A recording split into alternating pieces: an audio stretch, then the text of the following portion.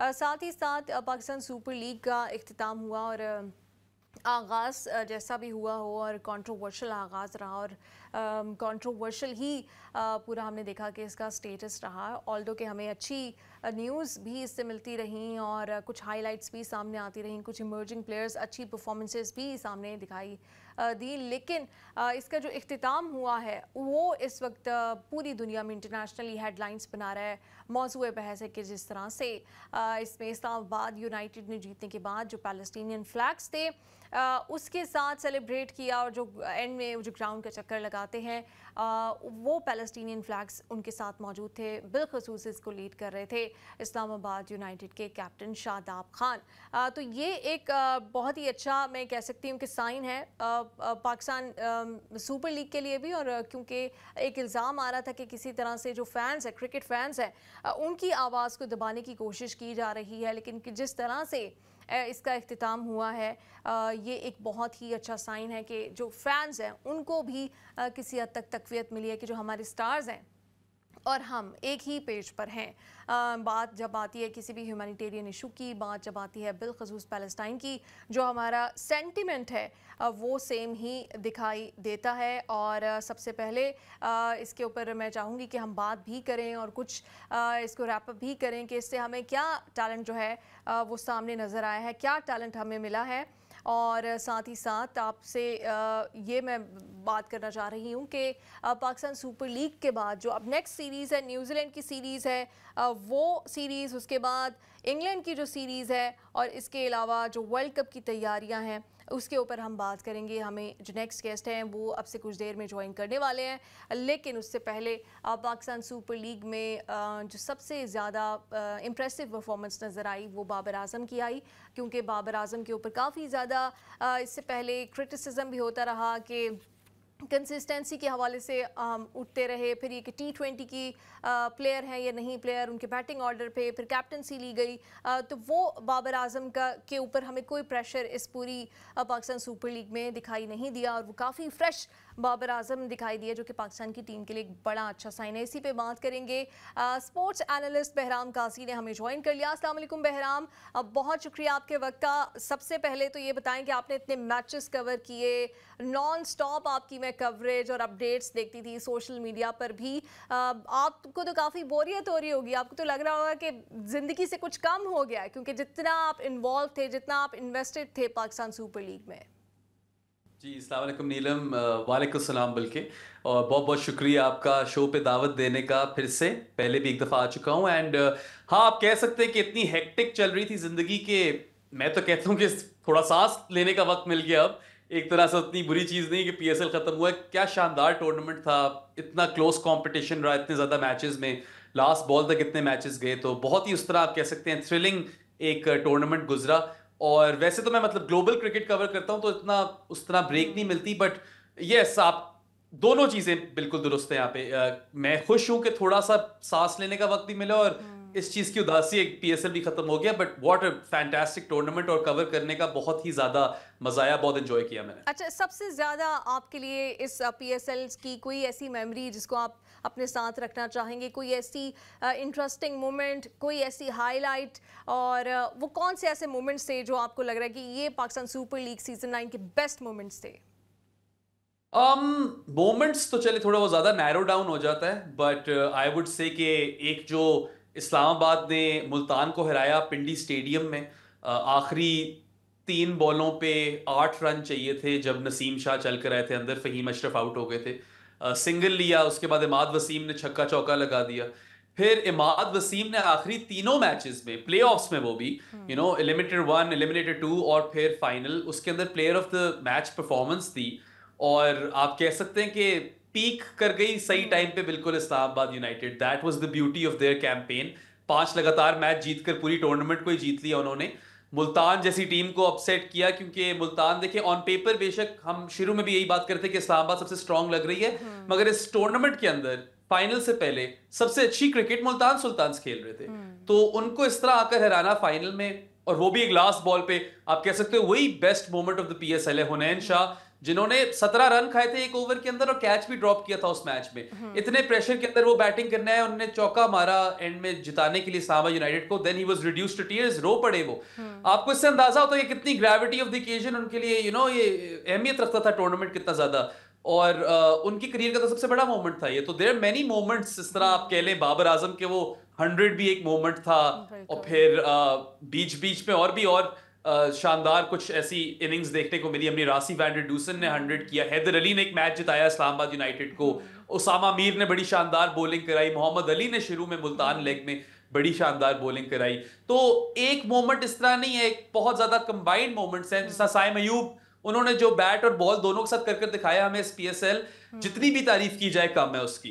तो plenty of moments, but overall one fantastic tournament, जिसमें मेरे ख्याल से की अगर आप कह सकते हो ना फीचर जो था वो था बहुत ज्यादा close games, down to the wire जो जाते हैं ना, नेल बाइटर्स बहुत ज्यादा थे, और यही एक अच्छे टूर्नामेंट की निशानी होती है। अच्छा, अब तो चूंकि अब ये रैप अप हो चुका है, तो नेक्स्ट इसमें 2 क्वेश्चंस तो यकीनन वो सब आपसे पूछ भी रहे होंगे और आपने खुद भी इसके ऊपर सोचा होगा। एक तो ये कि क्या पाकिस्तान टीम की जो स्क्वाड है वर्ल्ड कप के लिए या नेक्स्ट 2 सीरीज़ के लिए, उसके हवाले से आपको लगता है कि हमारे पास इनफ है टैंक में और हमारे पास टैलेंट आ गया है और अब हमें ईजी चॉइसेस हैं, अब हमारे लिए स्ट्रेट फॉरवर्ड चॉइसेस हैं कि ओपनिंग कौन कर रहा है, मिडिल ऑर्डर में कौन है, पेसर्स कौन है, स्पिनर्स कौन है? आपको लगता है कि वो मसाइल हल हो गए या उसमें अभी भी कंफ्यूजन बरकरार है?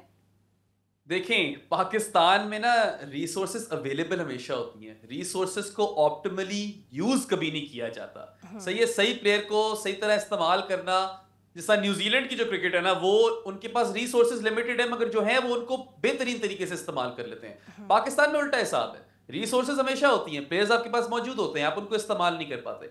तो with respect to Pakistan team, अगर आप मुझसे पूछे ओपनिंग स्लॉट, जो कि एक बहुत हॉट टॉपिक रहता है, अगर आप मुझसे PSL की शुरुआत में पूछती ना कि, तो मैं आपसे बोलता कि बाबर आजम अगर नेशनल टीम में 1 डाउन पे बैटिंग कर रहे हैं तो पेशावर पे भी उनको साइम और हारिस को ओपन करने का मौका देना चाहिए। मगर बाबर आजम खुद ओपन करने आए और बाबर आजम ने तेज भी खेला, स्ट्राइक रेट भी अच्छा रहा, रन भी सबसे ज्यादा कर छोड़े कि इस पॉइंट पे, बल्कि अनऑर्थोडॉक्सी भी दिखाई, कुछ ऐसे शॉट मारे जो हम बाबर आजम से एसोसिएट नहीं करते। तो इस पॉइंट पे आकर मैं कहूंगा कि बाबर का ही बनता है ओपन करना, और साइम के साथ ही ओपन करना चाहिए, क्योंकि साइम एक जारहाना अंदाज में क्रिकेट खेलते हैं अपनी, बहुत वो फ्लैम्बॉयंट भी हैं, अटैक करते हैं, लेफ्ट राइट कॉम्बिनेशन भी मिल जाता है आपको अप टॉप। तो साइम और बाबर मेरे होंगे openers, and then I would say Pakistan को थोड़ा डायनामिकली सोचना चाहिए। आप रिजवान को रखो टीम में, मगर आप अगर बाबर आउट नहीं होते तो रिजवान को मत भेजो, ठीक है? अगर बाबर आउट होते हैं तो रिजवान को भेजो फिर, और अगर साइम आउट हो जाते हैं तो आप मोहम्मद हारिस टाइप किसी लड़के को भेजो जो आके उसी तरह मार सके, ताकि आपके पास हमेशा एक अग्रेसर हो और हमेशा एक, आप कह सकते हो एंकर, हालांकि एंकर थोड़ा रोल जो है वो क्या कहते हैं खत्म होता जा रहा है T20 क्रिकेट से, मगर चलो क्योंकि आपके पास प्लेयर्स इस तरह के हैं तो आप बाबर रिजवान को इस तरह अगर इस्तेमाल कर लो शायद चल पड़े। ये कुछ सीरीज हैं जिसके अंदर मेरे ख्याल से इस तरह की एक्सपेरिमेंटेशन हो सकती है। तो टॉप 4 के बाद आपके पास शादाब खान और इफ्तिखार तो हैं ही हैं, वो तो I think they pick themselves at this point. Shadab Khan player of the tournament थे इस्लामाबाद यूनाइटेड के लिए, 300 से ज्यादा रन्स, 11 मैचेस में 14 विकेटें, तो और फील्डर भी शानदार, पाकिस्तान की तारीख के मैं कह सकता हूं बेस्ट फील्डर शादाब खान है, ठीक है? और इफ्तिखार अहमद से बेहतर आपके पास पावर हिटर कोई नहीं है। वो इफ्ती मेनिया ने कर छोड़ा ना जो भी इस टूर्नामेंट में आकर 8-8 9-9 बॉलों पे 30-35 कर जाते थे, हमेशा ही इतने तेज स्ट्राइक रेट से खेले, एंड में भी फाइनल में भी, बल्कि अगर वो हो जाता अगर इफ्तिखार उस दिन ना परफॉर्म करते। एग्जैक्टली, इफ्तिखार ने तो बल्कि मैच बचा लिया, ना सिर्फ बैट के साथ, हालांकि कुछ लोग कह रहे हैं कि पहले आना चाहिए था उनको बैटिंग करने, जिससे मैं थोड़ा सा अग्री भी करता हूं। उन्होंने कैच भी शानदार पकड़ा और 2 विकेटें भी ली। तो इफ्तिखार अहमद और शादाब आ गए आपके बीच में। फिर अगर नीचे से हम स्टार्ट करें तो शाहीन कप्तान है, वो तो होंगे ही होंगे। नसीम शाह इज बैक, बड़े इंपॉर्टेंट प्लेयर है पाकिस्तान के लिए, वो होंगे। अब आपके पास रह जाते हैं कुछ स्लॉट्स, एक स्पिनर का रह जाता है जिसमें ऑप्शन आ जाती हैं उसामा मीर की, जो कि लीडिंग विकेट टेकर थे PSL में 24 विकेटों के साथ, और अबरार अहमद की। अब क्योंकि पाकिस्तान के पास ऑलरेडी शादाब खान है जो मिडिल ओवर से बॉलिंग करते हैं, और शादाब खान तो खेलेंगे क्योंकि उनकी बैटिंग बहुत जरूरी है, तो उसामा मीर की मुझे उस तरह जगह बनती हुई नजर नहीं आ रही। ऊपर से वो दोनों लेग स्पिनर्स है ना, तो अबरार जो है, अबरार भी हालांकि लेग स्पिनर है, वो उंगली से कराता है स्पिन और वो मिस्ट्री एलिमेंट डालता है, और उसकी जो विकेटें थी ना कुछ पावर प्ले में भी थी, तो अबरार को आप different phases of the game में खिला सकते हो। तो मेरी पिक जाती तौर पे अबरार अहमद होगी फॉर स्पिनर। बाकी आखिरी पेसर के लिए आपके पास ऑप्शंस आ जाती हैं जमान खान की, या शायद मोहम्मद अली को मौका देना चाहिए क्योंकि उन्होंने बड़ा अच्छा किया मुल्तान के लिए। और अगर हारिस रऊफ फिट हो जाते हैं वापस और उनकी इंजरी ठीक हो जाती है, जो कि इस वक्त काफी बड़ा कॉज फॉर कंसर्न है, शोल्डर डिसलोकेशन, वो भी बॉलिंग आर्म की, for a right arm express quick, जो बंदा 150 कराता हो उसका शोल्डर डिसलोकेट हो तो बहुत बड़ा मसला है। तो आखिरी पेसर उन लोगों में से कोई एक होगा डिपेंडिंग ऑन राउस इंजरी। अच्छा, एक जगह रह जाती है, हाँ हाँ बताएं बिल्कुल। ये एक जगह रह जाती है इस टीम में, ठीक है, 7 नंबर का प्लेयर, और मेरे तो हिसाब से इमाद वसीम को रिटायरमेंट से वापस लेकर आना चाहिए अब इनको, क्योंकि जो उन्होंने तो कर कर दिखाया है। थे और कुछ इशारे भी मिल रहे थे, कुछ इंटरव्यूज में कुछ बातें भी की जा रही थी, लेकिन अभी तक ऐसी कोई अनाउंसमेंट सामने आई नहीं है। क्योंकि अगर उनको अनाउंस करना है तो फिर अब अनाउंस करना पड़ेगा, क्योंकि आगे टाइम नहीं है। इंटरडेक्स 2 सीरीज होंगी, वो डेफिनेटली इसी तरह से प्लान की जाएंगी कि वो फिर वर्ल्ड कप में जा रहे होंगे। बिल्कुल, मेरे ख्याल से कोई ना कोई आपको इस पे एक्शन जरूर नजर आ जाएगा अनकरीब, क्योंकि पीएसएल से पहले शाहीन शाह अफरीदी ने कॉल की थी इमाद वसीम को, और इमाद वसीम ने उनको कहा था कि देखें शाहीन, अगर पाकिस्तान को मेरी जरूरत है तो मैं अनरिटायर हो जाऊंगा, अवेलेबल हूंगा फिर। और इस परफॉर्मेंस के बाद तो Pakistan definitely will come calling, Pakistan को उनकी डेफिनेटली जरूरत है। अगर आप देखें पावर प्ले में बॉल अगर उनसे ना भी कराओ, आप उनसे बॉल ही ना कराओ, जिस तरह रिस्पॉन्सिबिलिटी और मेच्योरिटी के साथ वो बैटिंग कर गए हैं इन मैचेस में इस्लामाबाद के लिए, क्लच प्लेयर साबित हुए उनके लिए, मेरे तो ख्याल से उसी के बेसिस पे उनकी जगह बन जाती है। मगर बाकी आपके पास और भी कुछ ऑप्शंस है। आजम खान को आप एज ए हिटर खिला सकते हो, मिडिल ओवर्स में यूज कर लो, क्योंकि छक्के वगैरह तो आजम मार लेता है। उसको फिर फील्डिंग कहाँ करानी है, कीपिंग करानी कि नहीं करानी, वो सवाल आ जाते हैं। और उसके अलावा आपके पास हैदर अली ने भी परफॉर्म करके दिखाया आपको लोअर ऑर्डर के अंदर, तो ये कुछ ऑप्शंस हैं जो वहां खेल सकते हैं प्लेयर्स। बट इमाद मेरे ख्याल से, क्योंकि वो कैरेबियन प्रीमियर लीग में तो सक्सेसफुल रहे हैं, ठीक है, जमैका तालाबाद साथ जीते हुए भी हैं, और अभी वो यूएसए में भी जो मेजर लीग क्रिकेट हुई थी ना, उसमें भी सिएटल ऑर्काज की टीम से खेल कर आए हैं वो, और अच्छा खेल कर आए हैं वो।